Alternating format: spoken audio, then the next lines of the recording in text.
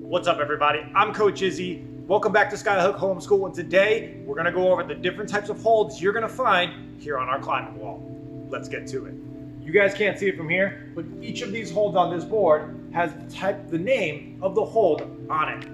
We're going to start with the most common type of hold that you're going to find in the early days of your climbing experience here at Skyhook, and that's the jug. Jugs are holds that you can get your whole hand in and around. So I can get my whole hand on there. I've got all the pads of my fingers on it, and it's giving me a nice, good, solid grip. You can grab a jug from pretty much any direction and be good to go as you make your way up the wall. All right, so up next we've got volumes. Wait, volumes aren't a hold, and you're right, but they are included in your white belt curriculum for climbing. And you will be tested on identifying volumes and what they are and what they do to the wall when you're tested. So that's what we're going to talk about now. Volumes are pieces and structures on the wall that change the shape of the wall and can be moved around to different positions. Also, they have holes in them for climbing holds to be bolted into. So volumes, again, are objects that change the shape of the wall, can be moved around, and climbing holds can be attached to them. Just like this black one right here. This is a nice small volume with our crib and the next hold we're going to talk about, which is called an edge. An edge is just a ledge hold that you can fit a good portion of your hand around. It's basically a giant crimp, but you don't necessarily have to use crimp techniques to hold it. It's a lot like a jug in that sense, because you can get a big piece of your hand on it and use it really, really well and grab it from pretty much any direction. Flat top of walls are considered edges.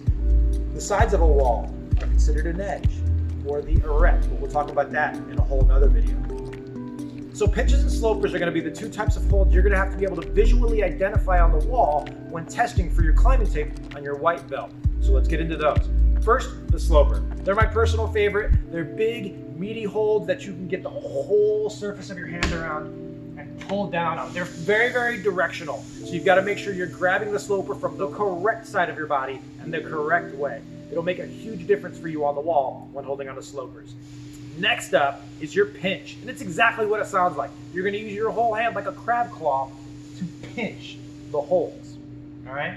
Pinches come in different directions and different angles, but anytime you're grabbing it and using that crab claw, that's going to be a pinch. So next up, we've got pockets. Pockets are holes in the wall that you can slip one finger all the way up to your entire hand into to take advantage of. When using a pocket, you want to make sure you are always including your middle finger. It's the strongest of your four fingers and will definitely help you use that pocket as much as possible. So next up, we're going to talk about the crib. It's the hold here at Skyhook that a lot of ninjas really struggle with. One, because they're not very big. Two, they're tough on the fingers. They provide just enough area for you to put the pads of your fingers onto. And there's two different ways that you guys are going to be able to hold on to. The most common and mostly used way is the open hand crimp. That means you've got the pads of your fingers on the hold and you're trying to get as much of the wall into your palm as possible as you pull down directionally on that crimp. If I try to use this crimp from any other side of it, it's going to be very difficult for me to hold on to. So you want to make sure you've got your body placement in the right spot. The second way you're going to hold on to that grip is with a closed grip. You're going to pull your fingers onto the top of the hold and wrap your thumb around, just like the image you see on the screen right now. All right, so up next we've got underclings. Underclings are any hold that force you to grab underneath and pull up onto.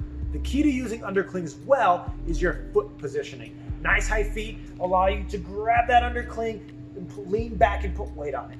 Guys, I know there are more holds on this board that we haven't talked about, but those include climbing techniques that we're going to use and talk about in a later video. Thanks for joining me for another edition of Skyhook Homeschool. I will see you guys in the next one. I want you to leave a comment below on your favorite type of climbing hold. That's going to be your positivity for the day. Tell me why you like it and why it's your favorite. You guys stay out of trouble, make good choices, and we'll see you guys in the next one. Skyhook Ninjas on 3. 1, 2, 3!